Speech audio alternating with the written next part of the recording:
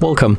In front of me I have MEIZU M6T, and today I will show you how you can turn off Hey Google on this smartphone.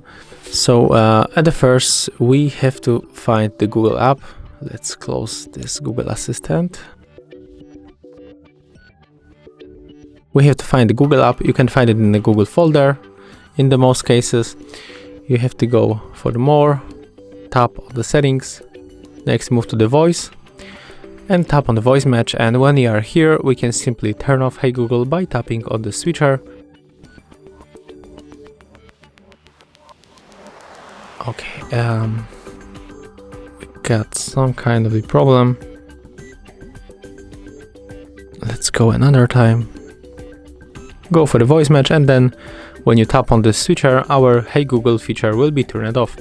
So that's how it looks. Thank you guys for watching. Leave thumbs ups, comments and subscribe to our channel.